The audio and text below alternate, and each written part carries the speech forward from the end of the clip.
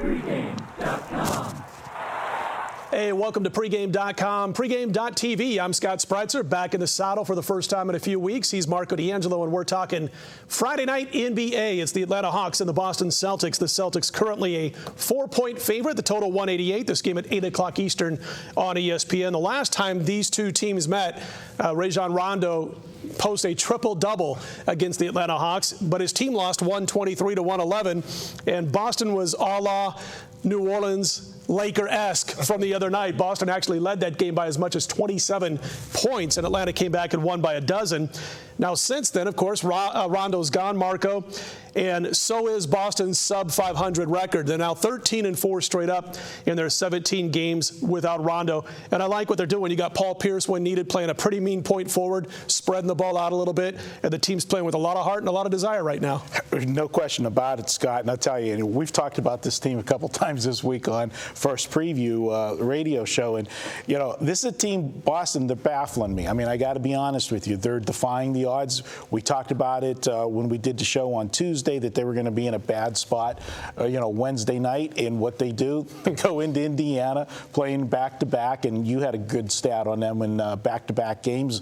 The Celtics have been horrible. I think it was 10-27 or something like that. That's exactly it. 10-27 against the spread in the second of back-to-back games. And there they go into Indiana, who had been playing great basketball, and they pull off the win.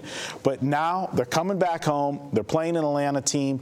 I like to look at the different situations. They're playing their third game in 4 nights, Boston. So, they're going to be pushed to the limit. They came off the first game of this 3-game set was a fast-paced up and down the court game with Philadelphia. Then they play a hard-nosed defensive struggle against Indiana. And now they're going to get an Atlanta team that I think this team's playing good basketball right now, sneaky good. They're 6-2 against the spread. The 2 losses in the last 8 games, you can make a case for why they lost them. Sure. One of them was at Phoenix last Friday night. I happened to be at that game, watched the game.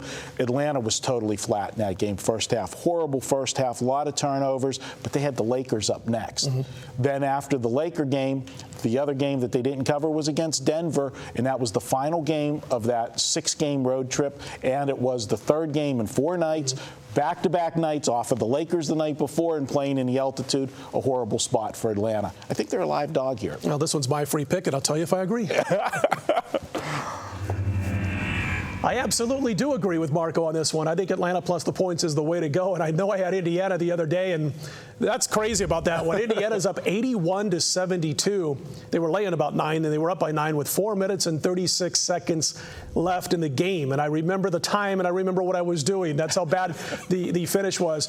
81-72, Indiana over Boston. 4:36 to go in the fourth quarter. At home in Indianapolis, Indiana scores zilch, nothing, no more points the rest of the way. The final 4:36. Give Boston credit for coming back and winning that game.